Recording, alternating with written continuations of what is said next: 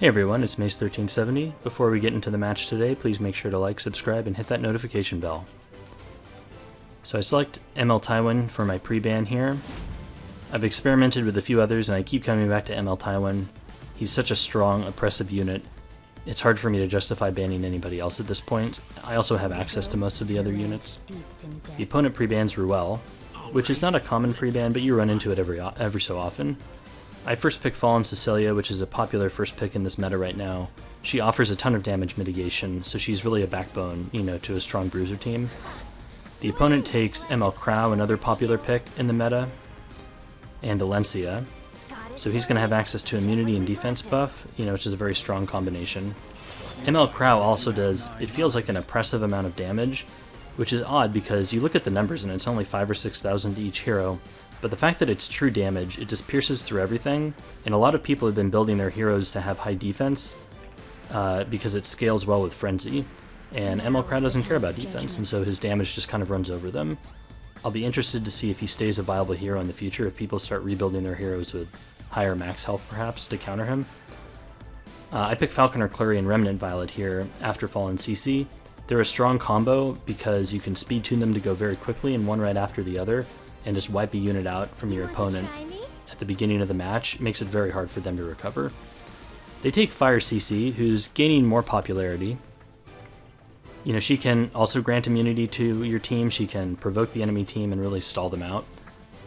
Give time for your bruisers to, slowly work their magic on the enemy team.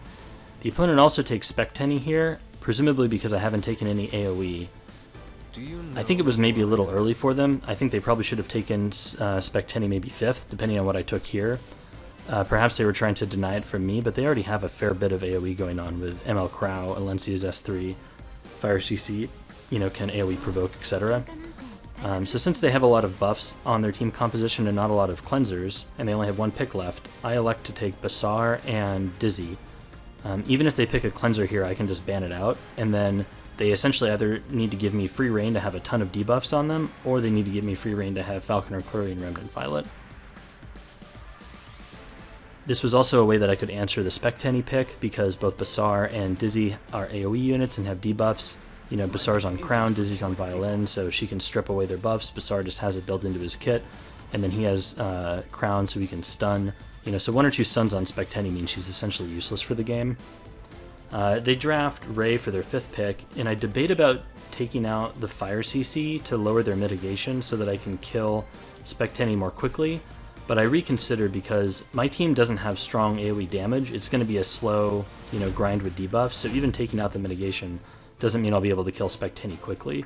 So I think make the correct decision and get rid of the Ray so that my debuffers can have free reign if he lets one or both through. So he let one through, just Dizzy. But that's fine, she has Violin, she can strip, all by herself. She's kind of a self-contained, unit in this regard. So you can see here I've speed-tuned my Rowlet to follow up Falconer Clury. I'm trying to decide which unit I want to snipe. I decide on the ML Crow just because he does so much damage. I don't want him taking out my Rowlet early.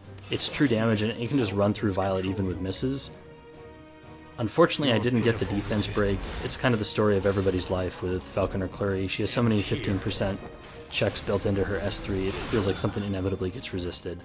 So you can see how much damage that did. That was a good chunk. If defense break was applied there, ML Crow would be almost dead right out the gate, and honestly probably would have died with the follow-up from FCC's S3. Importantly though, I was able to land the provoke, so ML Crow will not be able to AoE horse my team, and I think that'll help my Violet stay alive longer and, contribute more to the fight. I go ahead and use Fallen Cecilia's S3 here because ML Crow is provoked, and he hasn't even used his S3 yet, so it won't give him a cooldown. It also gets up Skill Null because the enemy Alencia and Spectenny are coming up. Their primary damage dealers are about to take a turn. You get a lucky dual attack there from Violet and put miss chance on Alencia, which is pretty toxic.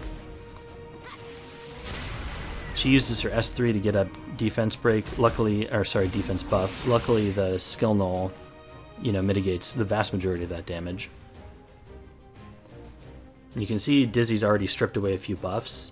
Ayala Violin is so powerful. Her attacks are all AoE. She's constantly removing buffs from people. It's a really strong artifact on her. I had her on Crown for a bit. I think Violin is definitely the pick. So I think my opponent here is trying to decide who he wants to stun with Spectenny. I think I would stun the Dizzy if I were him, but he elects to stun the Fallen Cecilia. I think that's the wrong choice. You know, Fire CC can still provoke Dizzy perhaps, but that doesn't really stop Dizzy from doing Dizzy things. You know, she's still going to be stunning people. I'm just hitting into Crow here to try to kill him before you can get an S3 off. Also, you know, Dizzy being water means that there's a decent chance that Fire CC just misses on her. But Fire CC hits and triggers my Remnant Violet skill 3, which hits for a fair bit of damage. I continue just to work on ML Crow. I want to get him down as soon as possible. I suppose stunning my Fallen Cecilia did prevent her from provoking ML Crow again, so that was a benefit of stunning her. But now I get to use my Dizzy S3 on them and get all the debuffs before ML Crow can get his immunity up for the team. So here, even though Alencia has Mind's Eye, the fact that she has hit down from Dizzy means that she's just not going to be very effective. She triggers a lucky counterattack. So this should be enough. Fight a little harder, Flurry. I will shape my own future. I've been liking Remnant Violet on speed quite a bit. I had him on lifesteal for a very long time. You know, a kind of high defense, high damage lifesteal build. Around 185, I think, speed. And he just felt too slow to meaningfully contribute to the match, so I switched him to speed set. So there's that S3, and you can see how much damage it does. It's insane. Luckily, my FCC barriers are going to be able to help mitigate some of it. And now I can push him back with Dizzy. So even though he has immunity up, I can still pick up those debuffs, I think. Maybe not. Actually, yeah, they did. They ticked up on Fire CC. How long do you think you can last? Don't be late. I think ML Crow here is still my priority target. I got a lucky dual attack from CC there. And now I'm trying to decide who I want to use my S3 on with Clurry. Crow's just about dead, so he doesn't need it. So it's between CC and Alencia. I choose Alencia because she already has a little bit of damage, and also she's kind of like the primary, you know, damage threat that I can hit. Don't put all your faith in me. CC is pretty low though. I perhaps could have finished her off, you know, very quickly with the S3. So Crow goes down. This is how others control you. You can see how potent that combo is with Flurry and Rylot. You know, Rylot hits so hard, and then you put Defense Break on somebody, and he just shreds them. So that was enough for my opponent. He conceded, and we'll continue on to the next match. Are you prepared for this?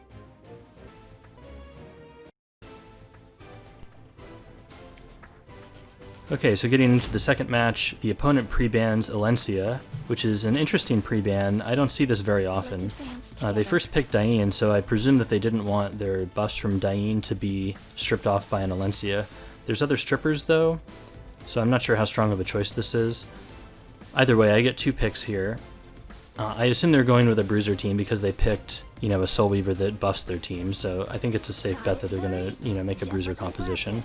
I take Falconer Clurry and Remnant Violet because, as mentioned previously, this is a very strong combination to break through tanky Bruiser teams. Buffs or no buffs because, you know, Falconer Clurry just strips them off. You can see them hover over Holiday Euphine. They're debating about picking her, I think, to maybe counter the Flurry. They go with Crow instead, and a Dizzy, which is interesting. So I'm not 100% sure who I should take here. I don't want to put myself in a situation where I can get, you know, run into a control comp, but Crow and Diane don't really fit into a control comp. So I'm not precisely sure what the opponent is planning to do. I decided to take ML Crow here because he buffs the entire team with immunity, and whether the opponents are buffed or not, he still does a ton of damage. And then I take Arby because even more damage. And I'm setting up a composition that you know, other people have used against me, and I've seen other people use, where you kind of combine ML Crow. You can also pick ML Haste as well, along with Arby, and sometimes with Remnant Violet or, you know, another damage dealer or something like that, and you literally just run over the opponent. The damage output is so high, it's just insane. You know, if Arby procs one greater attack buff, it's almost good game. I'm still experimenting myself with ways to combat this type of composition. I think it is a testament to how strong ML Crow is that this composition works. And like I kind of mentioned earlier, I think it has a lot to do with the fact that people are building very high defense units to take advantage of, you know, defense not scaling down in Frenzy. So the opponent takes Tempest Surin and a Ravi, which is an interesting choice. I take Blood Moon Haste here just to add on to the true damage, and I kind of have them speed tuned to go one after the other, so it all happens in one big burst. I decided to ban the Tempest Surin. I'm not scared of a Ravi with ML Haste, and I don't think that the opponent can afford to ban ML Haste here. T Surin, though, can take multiple hits, and with barriers like from Diane can be extremely annoying, so I decided to get rid of her. She also has the AoE damage to just, you know, like wipe out Arbiter Vildred as well as ML Crow if she scores, or sorry, ML Violet if she scored a lucky hit. So I got rid of Surin. The opponent got rid of Crow, so you won't get to see how absurd that combination is, but even without him it's still pretty good. So you can see I'm deciding who I want to snipe here, and just because of the speed tuning I don't really have a choice. I have to go with Diane. If I use Falconer Clury on Dizzy, which is what I wanted to do, then Diane can cleanse, and there's a a good chance that she gets rid of the defense break, and then my Rylet will not be able to one-shot the Dizzy. So I wanted to get rid of Dizzy there, but I went ahead and got rid of Diane instead. And you can see how absurdly OP this combo is because there goes Diane. Arby gets the wrong basket proc because he's my Arby and not the opponent's Arby. So this kind of puts Crow in a position where he might be able to horse, so he goes for it. He has enough life. I think he goes for, yeah, the Violet here, just trying to kill him. But doesn't quite get there. And really bad timing for my opponent because now I can use Blood Moon Haste to heal the Violet right back up, and it's like Crow's S3 never happened. I just decided to go into Dizzy. She's kind of the big threat right now on my opponent's side. Luckily there is a hit down on Ravi, so she won't be able to do too much with that. So here comes the Dizzy S3, and now this is something I basically just need to cycle out of. Luckily I've kind of rebuilt some of my team, or my units to be faster, so even with the debuffs I'm hoping they'll be able to shake them off and get this Dizzy down.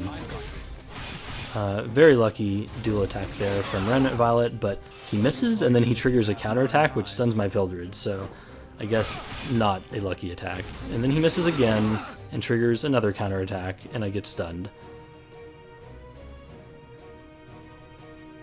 So RNG not in my favor at the moment.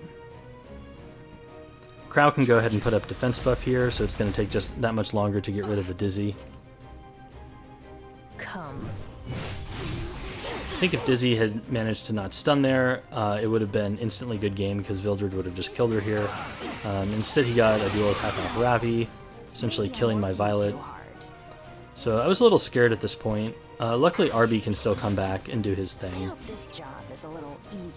So I think I'll be able to get Dizzy down that way. And there's another stun, not quite killing Arby. I was really hoping the opponent would just kill Arby there. Because now they have the the opportunity to kind of whittle my team down and potentially get another attack off Dizzy.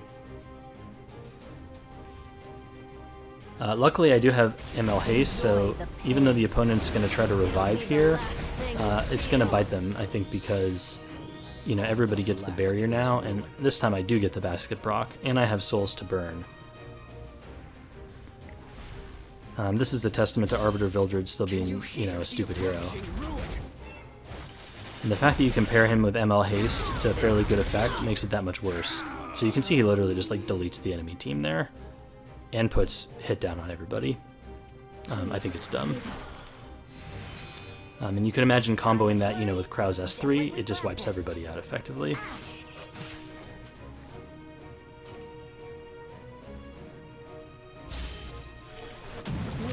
So Diane is desperately trying to cycle, and get her and Ravi back up, but I don't think that they're going to have the ability to overcome the momentum that I've generated.